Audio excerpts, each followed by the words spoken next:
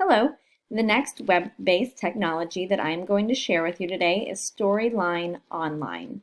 This is a great resource for students, teachers, and parents. So for students, this is the way that I mostly use it, is letting my students listen to reading. I previously taught second grade, and so listening for other people's fluency is still very helpful in learning the process of learning how to read. I'm sorry, I'm stumbling over my words this morning.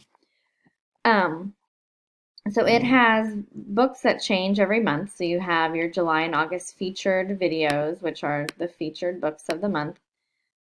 Just added, so things that are new that might be around for a little bit longer. And then you can also look through all the books. Something that I really like, and I'm going to go back to the homepage to show you this, is that you're not just listening to a story as it shows you the pages. I mean, you are, but the thing that's really cool is that they engage students by having actors read the stories. So if you scroll over the video, they will show you and tell you in text who is reading this book. They have all sorts of different types of actors, ones that you might not be too familiar with, but others that you know and have seen. And so it helps students see them, some of them see themselves, especially in the diverse books. But just having somebody else read the book to you that you've seen on TV and you look up to. So I think that's a really cool aspect of this website. So how it can be used for teachers is if you go to all books, or even if you find one that you like and you just click on it here, but we'll go to all books so you have that view. You can search alphabetically by book. But as you can see, with each book, there is an activity guide. And I say it's for parents and teachers because if you click on activity guides, this one only has one for teachers, but a lot of these books have them for parents as well.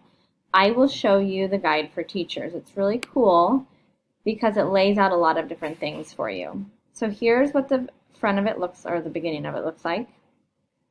They again tell you which actor's reading the story, about the story, themes that you might use to teach this or use this story to teach, and then it goes into the lesson plans. So it has different things and different standards, shows you the grade level, what materials you need other than the video, and how to use it to go across the curriculum with your activities. So that's pretty cool. You can tie it into your whole day, making it art, making it science, making it writing, making it social studies, and then learning a little bit about who put together Storytime Online. Sorry for that.